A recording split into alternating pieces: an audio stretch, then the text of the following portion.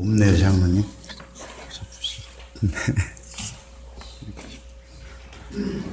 아까 때는 진짜 키가 크셔가지고. 맞습니다. 여러분과 함께 예배드리게 되어서 참 저에게는 기쁨이고 감사합니다. 어느 교회 예배를 갔는데 고교에서 오신 아주 젊은 목사님이 설교를 하시는 것을 제가 그 경우에 참석했습니다. 아주 젊고 애띤 그런 목사님이었어요. 청년 목사님. 첫 번째 소개하기를 자기는 14대째 기독교인이라고 했습니다. 계산해 봤더니 아마 개신교가 시작할 때부터 일대에서 자기가 14대째 기독교인이고, 그리고 자기가 목회자가 됐다 하시면서 말씀하셨는데, 저는 그분이 서 있는 그 자체가 은혜스럽고 감동스러웠습니다. 117년 됐다보던가요? 117년 된 공덕감리교회. 그냥 그대로 이 모습 이대로도 한국교회와 또 저에게 많은 은혜가 되고 감사합니다. 오늘 여러분과 함께 예배 드리면서 이번 주가 부활절의 5번째 주가 아니라 그래서 저도 부활절과 관계된 말씀을 함께 생각해 봤습니다. 우리 개신교는 기독교의 관점에서 볼 때 부활절에 태어난 종교다, 그렇게 볼 수 있을 것 같습니다. 매일매일이 어쩌면 부활의 아침, 그렇게 생각해도 괜찮을 것 같습니다. 그 미국 조지아라는 그 주에 흑인 공동묘지가 있는데, 그 흑인 공동묘지에 한 사람의 백인이 묻혀 있다고 합니다. 그 사람의 이름이 매튜라고 하는 사람인데, 이 백인 가정에 태어난 이 매튜는 어릴 적에 어머니를 잃었습니다. 그의 아버지는 재혼을 하시지 않고 흑인 유모를 고용했습니다. 흑인 유모의 이름이 맨디라는 이름을 가진 흑인 유모였다고 합니다. 근데 흑인 유모인 맨디는 어린 매튜를 아주 성스럽게 잘 돌봤습니다. 정말 정성을 다해서 잘 돌봤습니다. 그리고 늘 마음속에 기도하면서 매튜가 훌륭한 삶 되기를 생각하면서 잘 양육했다는 겁니다. 매튜가 성장한 다음에 기억나는 거는 어릴 적에 방에 있을 때 흑인 유모가 와서 두드리면서 이렇게 얘기했다는 겁니다. 매튜, 일어나. 하나님의 새 아침이 밝아왔어. 매튜, 일어나. 그렇게 매일매일 그렇게 깨웠다는 거죠. 흑인 유모가 들려준 그 음성이 너무 좋아서 이 어린 매튜는 어떤 날은 일찍 일어났음에도 불구하고 잘한 척하고 있었다는 거죠. 그래서 흑인 유모가 와서 매튜, 일어나. 하나님이 주신 새 아침이야. 그 소리를 듣고서 일어났다고는 그런 기억을 되살렸습니다. 그가 대학에 가게 되었습니다. 집에서 멀리 떠나서 대학의 기숙사에 가면서 그 유모에게 부탁했습니다. 비록 유모님이 저를 아침마다 깨워주시지는 못하지만은 전화를 꼭 해주세요. 아침마다 전화로 다시 똑같은 목소리로 깨워주세요. 그랬습니다. 그랬더니 그 유모는 매일 아침마다 기숙사에 전화를 걸어서 매튜, 하나님이 주신 새 아침이야. 일어나야지. 근데 그렇게 일깨워줬다는 것이죠. 대학교 3, 4학년 때쯤 아버지로부터 슬픈 소식이 전해졌습니다. 그 유모가 돌아가셨다는 그런 소식이었습니다. 장례식에 올 수 있냐는 소식을 듣고 매튜는 달려갔습니다. 그리고 자기 흑인 유모가 묻히는 그 흑인들만 묻히는 공동묘지 장례식을 지내는 과정을 쭉 보면서 옆에 있던 친구한테 그렇게 얘기했다는 것이죠. 나중에 내가 죽게 되면은 바로 이 유모 옆에, 맨디 옆에 묻히고 싶어. 그 먼 훗날 하나님이 나팔소리와 함께 우리 모두 부활하게 되는 아침에 어쩌면 맨디가 이렇게 깨울 거야. 매튜, 우리 일어나자. 하나님의 날이 밝아왔어. 하나님의 새 아침이 밝아왔어. 온 역사를 완성하시는 하나님의 새 날이 밝아왔어. 우리 함께 일어나야지. 그 목소리를 들려줄 것 같아 하면서 친구에게 그런 얘기를 했다는 것이죠. 정치가가 된 이 매튜는 나중에 그가 죽은 다음에 유일하게 백인으로 맨 옆에 묻혔다고는 그런 이야기입니다. 여러분들은 저녁에 어떤 생각을 하시면서 잠자리에 들으셨습니까? 그냥 아침에 눈이 뜨면 일어날 거야, 그런 생각하고 드셨습니까? 하나님께서 새 아침이 될 때에 이름을 부르면서, 여기 최장로님, 최병천, 일어나야지. 하나님의 새 아침이야. 아니, 오늘은 주일이야. 부활의 5번째 주일이야. 하나님께 나아가서 부활하신 예수님을 멋있게 찬양해야지. 그러면서 우리 장로님을 깨우셨다고 저는 그렇게 믿고 있습니다. 저는 그렇게 해서 일어나신 거죠? 하나님은 매일 아침마다 아침해를 우리에게 보내줍니다. 저도 오늘 아침 일어나서 아침해가 트는 것을 보았습니다. 하나님이 직접 보내주신 아침에는 우리들에게 이렇게 말합니다. 일어나, 새 아침이야. 부활의 새 아침이야. 어제의 슬픔, 어제의 아픔, 어제의 상처 많이 있지만은 지난밤에 많이 울었지, 지난밤에 마음이 아팠지, 이제 일어나, 새 아침이야. 하나님이 주시는 새날 새 아침이야. 일어나. 그렇게 일러주고 우리를 깨우신다고 생각합니다. 하나님이 보내주시는 햇살은 우리 교회에게 이렇게 말할 것 같습니다. 한국교회에 일어나, 부활의 새 아침이야. 죽음에서 부활하신 그 예수님을 찬양하는 주일인데 일어나야지. 부활의 예수님을 믿는 한국교회로 일어나야지. 일어나서 하나님을 찬양하고 이 땅에 슬픔 당한 사람들을 위로하고 정의의 나라, 평화의 나라를 만들어 가야지 하면서 하나님께서 교회들을 오늘 아침에 깨우셨습니다. 하나님은 공덕교회에게 이렇게 말하면서 오늘 아침에 깨우셨을 것 같습니다. 공덕교회 일어나야지. 아주 오래 전에 이 언덕에 하나님의 새 아침이 왔다는 그 소식을 알린 공덕교회잖아. 다시 일어나서 그 하나님의 놀라운 소식을 전해야지. 그 소식을, 그 아침을 알리는 교회가 돼야지. 그러시면서 오늘 아침에 여러분들 깨우셨고 그 음성을 듣고 이 시간에 달려왔다고 그렇게 믿고 싶습니다. 우리 기독교인들은 누굴까요? 저는 새 아침의 사람들이라고 말할 수 있습니다. 새 아침의 사람들. 하나님이 깨워주는 소식을 듣고 일어난 사람들, 하나님의 깨워주기를 기다리는 사람들, 새 아침의 이야기를 만들어가는 사람들이죠. 성경에 보면은 새 아침과 관련된 놀라운 이야기들이 많이 나오는데 그 중에 3가지의 놀라운 사건들이 새 아침과 관련되어 있습니다. 이 3가지 이야기가 성경 이야기의 핵심이고 우리들의 신앙인들의 삶의 모습을 일러주는 가장 좋은 말씀들이죠. 첫째, 우리가 잘 아는 대로 창조의 새 아침입니다. 하나님은 최초에, 언젠지 모르는, 맨 처음에, 아무도 모르는, 계산할 수 없는 맨 처음에 이 땅에 그 새 아침에 우주를 창조하셨습니다. 역사의 새 아침이 있는 첫날 아침에 하나님 말씀하시길 빛이 있어라. 이게 놀라운 얘기입니다. 빛이 있어라. 그랬더니 빛이 비치기 시작했고 그날로부터, 그 아침부터 이 땅의 역사가 시작되었습니다. 기독교인들은 누굴까요? 창조의 새 아침을 만드신 이 창조주 하나님을 믿는 사람들입니다. 성경은 이렇게 시작합니다. 태초에 하나님이 천지를 창조하시니라. 태초에 하나님이 천지를 창조하시니라. 요즘에 헌법 개정에 관한 이야기들이 많이 나오고 있습니다. 우리나라 헌법이 제가 찾아봤어요. 얼마큼 긴지 몇 장을 했는데 찾아봤더니 헌법은 10장 130조 그리고 여러 항으로 구성되어 있더라고요. 우리 대한민국 헌법 1장 1조 1항과 2항, 우리가 많이 들은 말씀이죠. 이렇게 되어 있습니다. 제1조 대한민국은 민주공화국이다. 2항 1조 2항 대한민국의 주권은 국민에게 있고 모든 권력은 국민으로부터 나온다. 어떤 한 보학자가 이 헌법 1조의 1항과 2항을 읽는 3가지 방법에 대해서 강연하는 것을 들어봤습니다. 그분은 이렇게 얘기합니다. 헌법 1조의 1항과 2항을 읽는 3가지 방법, 첫 번째, 있는 그대로 읽는 겁니다. 제가 읽어드린 대로 대한민국은 민주공화국이다. 주권은 국민에게 있고 모든 권력은 국민으로부터 나온다.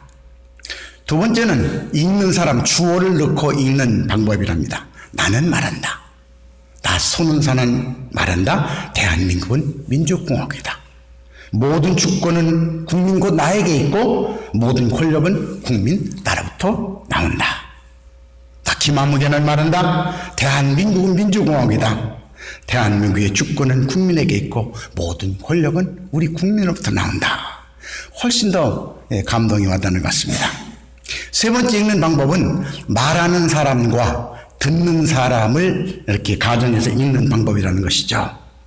저 손은산 대한민국에 말합니다.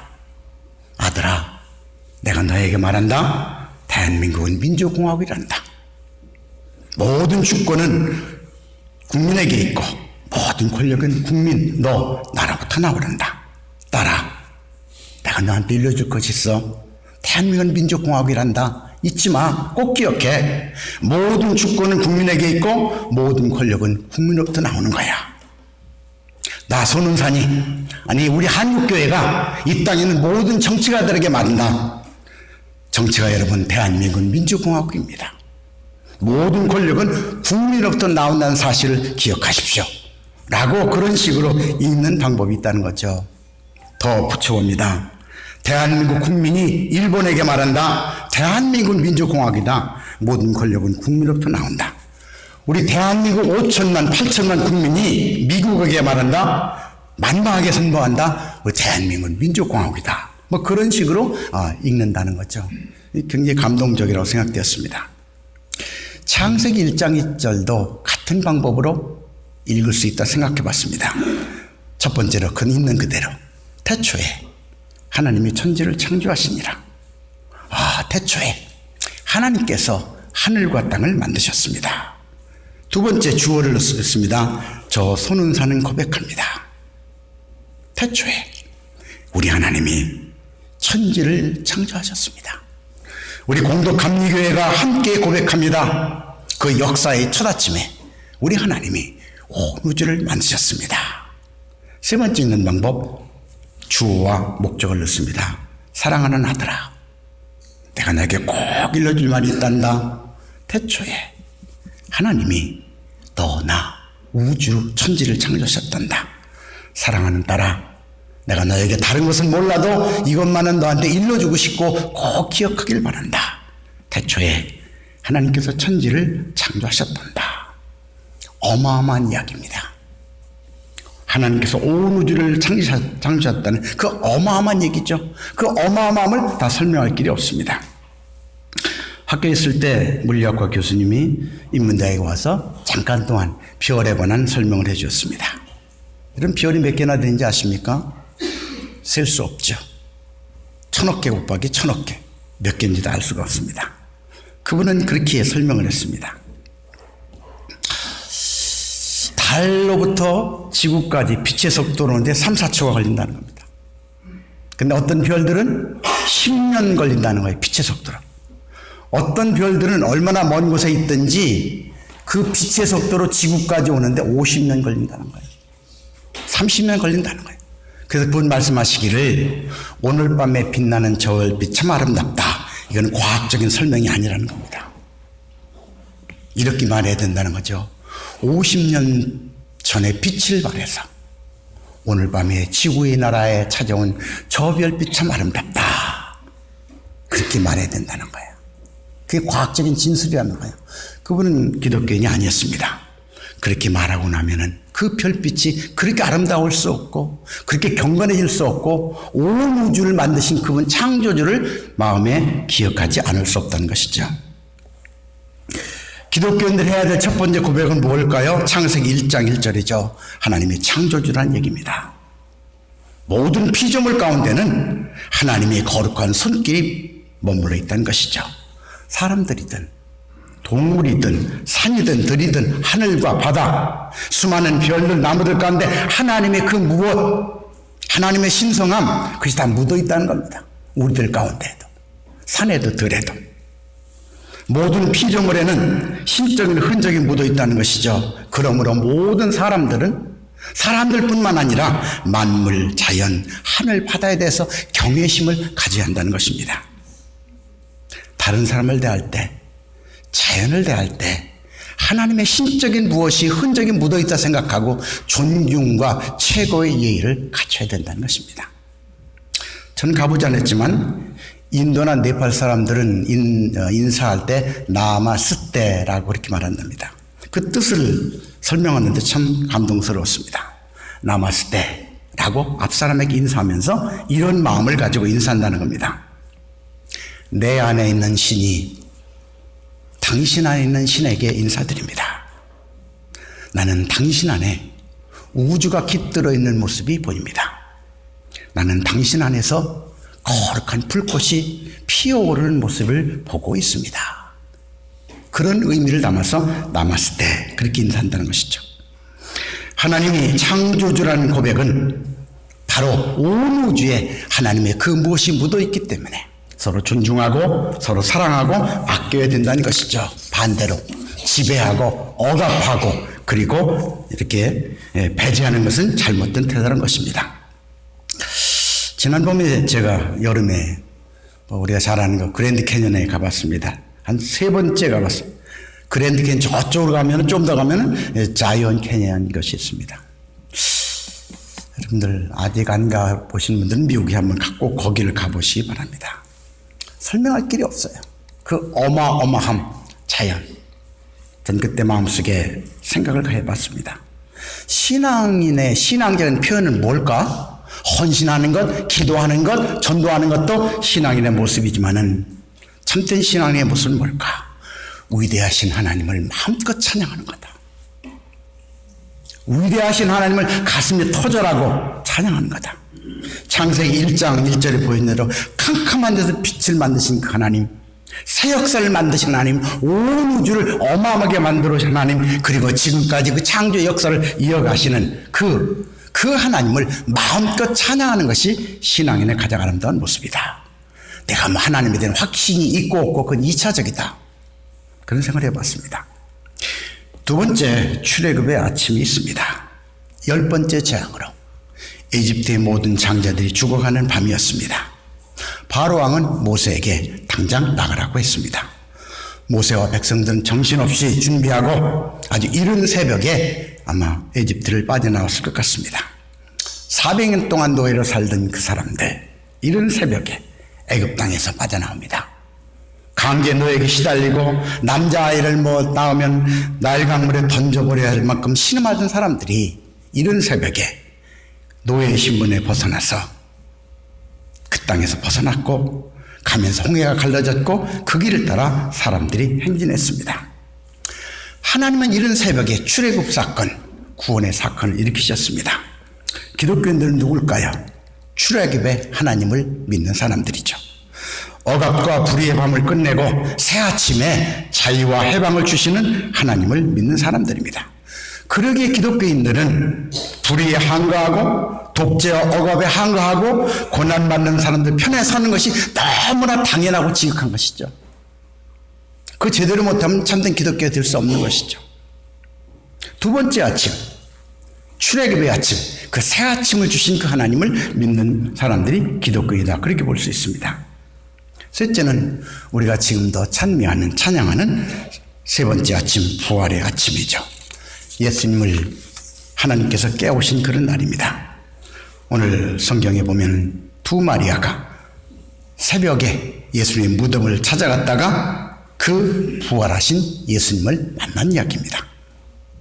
창조의 새 아침을 주신 하나님을 믿었던 그들, 출애굽의 아침을 주신 그 하나님 믿었던 사람들, 그들은 이해가 안 되는 겁니다. 예수님이 죽음으로 삶이 끝났다? 전혀 이해가 되지 않았습니다. 그렇게 끝나지 않을 거라고 믿었습니다. 예수님으로부터 시작된 새로운 역사는 창조의 이야기와 출애굽 이야기의 연속인데 어떻게 그것이 끝날 수 있을까? 끝나지 않는다는 믿음을 가지고 슬픈 마음을 가지고 세 번째 날 새벽 동산을 찾아갔다가 부활하신 예수님을 만났습니다. 이 부활절 예수님의 이야기는 이 두 마리아에 의해서 우리에게 전해졌습니다. 창조의 새아침 이야기, 출애굽 새아침 이야기에 더해서 부활의 새아침 이야기가 기독교 신앙의 핵심이 되었죠. 창조의 하나님을 믿는 우리 기독교인들, 출애굽의 하나님을 믿는 우리들, 부활의 하나님 믿는 우리들, 우리 기독교인들, 한국교인들, 네 번째 아침을 만들고 네 번째 아침을 기다려야 됩니다. 그것은 바로 한반도에 일으키시는 하나님의 새로운 아침이 바로 그 아침입니다. 우리 기독교인들이 기다리는, 우리 한국 기독교인들이 기다리는 새 아침이 있는 것이죠. 우리 민족의 새 아침, 한반도의 새 아침이죠. 분단, 전쟁, 증오심, 적대함으로 가득한 이 땅에 하나님이 이 땅에서 일으키시는 하나님의 새 아침을 기다리고 기도하는 사람들이 기독교에 된 것이죠. 온 우주를 창조하신 하나님, 출애굽 사건을 일으키신 하나님, 예수님을 부활시키는 하나님은 우리가 살아가는 이 땅에서 어떤 사건을 일으키실까 아주 궁금해하고 기대하고 기도하면서 설레는 마음으로 기다려야 되는 것이죠. 장로님도 기도하셨지만은 어떻게 4월 27일 목요일 남과 북의 두 정상이 만났습니다. 우리들은 물론 온 세계 사람들이 두 정상이 만나는 모습을 텔레비전 장면으로 아마 지켜보면서 많은 감동을 받았을 거라 생각합니다. 저도 하루 종일 모든 일정을 취소하고 집에서 하루 종일 텔레비전을 보았습니다. 우리 민족이 잘 되길 바라는 마음으로 기도하면서 텔레비전을 보았습니다. 그 진한 감동 지금도 여전합니다. 저는 오늘 목사님들이 어떤 설교를 할까 궁금합니다. 분명히 어떤 설교를 해도 예배 후에는 그 설교 내용 가지고 얘기하지 아니하고 엊그제 얘기가지고 얘기할 것 같습니다. 아마 여러분들도 그 내용 때문에 제 설교가 잘 들어오지 않을지도 모르겠습니다. 지난 목요일 있었던 남과 북의 두 정상의 만남, 저는 우리 민족을 향하신 하나님의 역사요, 하나님의 간섭이요, 하나님의 은총이요, 하나님이 우리 민족에게 주시는 가장 좋은 선물이 될 거라고 믿습니다. 그리고 그것을 우리 기독교인들이 우리 민족을 위해서 오랫동안 드려왔던 기도에 대한 하나님의 응답이라고 믿고 있습니다. 비기독교인 친구가 저한테 이렇게 얘기했습니다. 지금 이 시대에 우리나라에서 민족의 통일과 평화를 위해서 기도드리는 단체는 거의 다 없어졌다. 너네들 기독교인들만 지금도 드리고 있는 거야. 거의 모든 단체들이 통일을 얘기하지 아니하고 평화를 얘기하지 않는다. 근데 유독 너네 기독교인들은 민족의 평화와 통일을 위해서 기도하고 헌금한다는데 참 감사하고 고맙다. 그리고 너네들 기도 덕분에 이런 일들이 이 땅에 일어난 거라고 고맙다고 얘기했습니다. 그런데 그 친구가 계속 이 얘기합니다. 그런데 참 이상한 것은 그렇게 간절히 기도한 것이 이루어졌는데 정작 그 기도를 들은 기독교인들이 춤추고 기도하고 감사해야 될 것 같은데 왜 감사하지 않는지 잘 이해가 안 된다. 그리고 일부 기독교인들은 그것이 마치 사탄의 게임에 빨려 들어가는 거라고 조심하라고 말한다. 참 이해가 안 된다는 겁니다. 엊그제 정상회담은 그동안 우리 기독교인들이 드린 기도의 응답이고 제가 드린 기도의 응답을 저는 믿고 있습니다. 그것은 창조의 하나님, 출애굽의 하나님, 부활의 하나님께서 이 땅에서 일으키시는 평화와 화해의 역사의 시작인 것이죠. 저는 이런 생각을 해봤습니다. 우리가 가진 성경을 다시 쓴다면, 추가한다면 뭐가 들어갈까?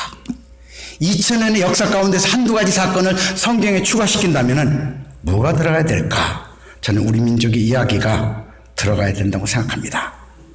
기독교 역사가들이 이렇게 기록할 거라고 예상합니다. 성경 기록 이후 두 번째 출애굽 사건이 한반도에서 일어났다. 분쟁과 전쟁으로 서로 원수시 여겼던 사람들이 도저히 서로 용서할 수 없었던 사람들이 서로 포용하고 서로 용서하고 그리고 함께 손을 잡고 울었다. 그들이 손을 잡고 화해를 이루었다. 한반도에 제2의 하나님이 일으키시는 출애굽 사건이 일어났다. 하나님은 한국 기독교인들의 기도에 그렇게 응답하셨다. 저는 그렇게 쓸 거라고 믿습니다. 이스라엘 사람들은 출애굽 그 이야기를 예전에도 하고 지금도 하고 또 하고 또 한다는 겁니다. 유대인들은 부모님들이 자기 자녀들을 가르칠 때 이렇게 시작한답니다. 얘들아, 우리 선조는 노예였단다. 우리 할아버지의 할아버지, 할머니의 할머니는 노예였단다. 그런데 하나님께서 우리들 선조들의 신음소리를 들으시고 우리를 건져주셨고 우리의 선조들은 가나안 땅에 들어가기 전 광야 40년을 지나는 동안 우리 후손들에게는 노예 신분을 물려주지 말자고 하면서 에집트로 돌아가지 아니하고 거기서 하나씩 둘씩 죽으면서도 가나안 땅으로 와서 우리 민족이 산상에게 되었단다. 그러므로 우리는 하나님의 은총과 조상들을 기억해야 된다. 기독교인들은 부활절 이야기를 하고 또 하는 사람들입니다. 우리 한국교회 사람들은, 교인들은 우리 민족의 아침에 대해서 이야기하고 또 얘기해야 됩니다. 한반도에서 일으키는 하나님의 새로운 역사의 아침에 대해서 이야기를 또 해야 됩니다. 이렇게 얘기해야 됩니다. 얘들아, 우리는 기도했단다. 우리는 울며 부르짖었단다. 우리는 금식하며 하나님께 간구했단다. 이 땅의 전쟁을 끝나고 서로 증오하던 사람들이 그냥 용서하고 화해할 수 있게 해달라고 기도했단다. 그런데 하나님이 들어주셨단다. 하나님이 들어주셨단다. 이 이야기를 하고 또 할 수 있게 되어야 된다는 얘기죠. 얘들아, 우리나라는 작은 땅에서 둘로 갈라서 전쟁하고 서로 원수시했었단다. 그런데 우리 기독교인들이 우리 민족의 평화를 위해서 끝까지 기도했고 용서와 화해를 갈망했었단다. 그런데 하나님께서 이 땅에 새 아침을 주셨단다. 우리 이 땅을 가장 멋있는 나라, 가장 멋있는 나라로 만들어가야 된다. 오늘 주일입니다. 이 주일은 어떤 날일까요? 새 아침을 주신 하나님, 새 역사를 주신 하나님을 찬양한 날입니다. 지금 우리가 드린 이 시간은 회개하는 시간이 아닙니다. 은혜 받는 시간이 아닙니다. 창조의 새 아침, 출애굽의 새 아침, 부활의 새 아침을 주신 그 하나님을 찬양하는 날입니다. 그러므로 우리가 드린 주일 예배는 감사와 영광, 잔치, 그리고 하나님께 모든 것을 기쁨으로 돌리는 날이 바로 주일입니다. 그러므로 주일 예배를 드리러 올 때마다 창조의 새 아침을 기억하면서, 출애굽의 그 아침을 기억하면서, 그리고 부활의 그 아침을 기억하면서, 그리고 한반도에서 일어날 하나님의 그 아침을 기대하면서 설렘과 그리고 기대 속에서 주일날 예배가 되는 것이죠. 어떻게 우리가 달라질 수 있을까요? 잘 안 달라집니다. 어떻게 우리 교회가 변할 수 있을까요? 교회 잘 변화되지 않습니다. 어떻게 우리나라가 달라질 수 있을까요? 쉽지 않습니다. 이야기를 바꾸면 됩니다. 다른 이야기라면 달라집니다. 전쟁의 이야기가 아니라 평화 이야기를 할 때에, 억압과 지배의 이야기 아니라 구원, 출애굽의 이야기를 할 때에, 파괴의 이야기 아니라 창조의 이야기를 할 때에, 죽음과 불의 이야기가 아니라 부활과 생명의 얘기를 할 때에, 증오의 이야기가 아니라 용서와 화해 얘기를 할 때 우리가 달라지고, 우리 교회가 달라지고, 우리 나라도 달라집니다.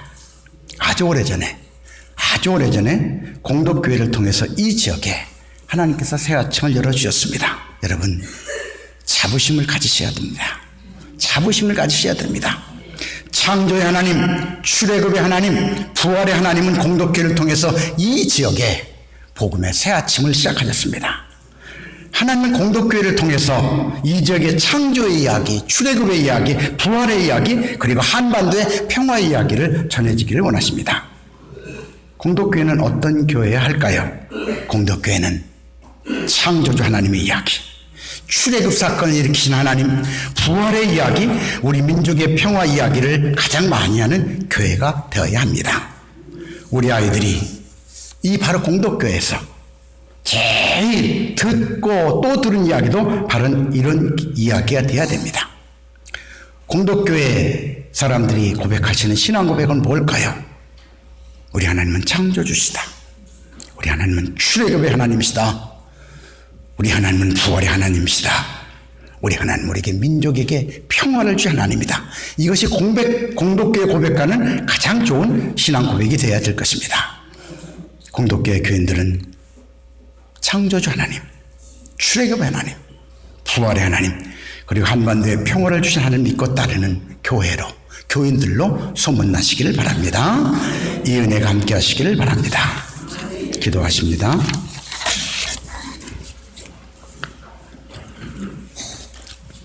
어둠과 절망과 답답함과 죄악 가운데 깊은 밤에 잠들어 있던 우리들을 이른 새벽에 깨워주시면서 일어나라, 그 밤이 지나갔다고 일깨우신 주님. 우리들이 잘못을 저질 때마다 다 용서하시고 또 용서하시고 새롭게 시작하라고 일깨워 주신 하나님. 우리 민족을 하나님이 기뻐하시는 나라, 평화의 새 아침으로 바꿔주실 하나님께 감사드립니다. 창조의 하나님, 출애굽의 하나님, 부활의 하나님, 이 땅에 평화를 주신 하나님이 우리의 하나님이심을 믿고 이 믿음을 가지고 살아가는 여기에 모인 우리들 되도록 인도해 주옵소서. 예수님의 이름으로 기도드립니다. 아멘.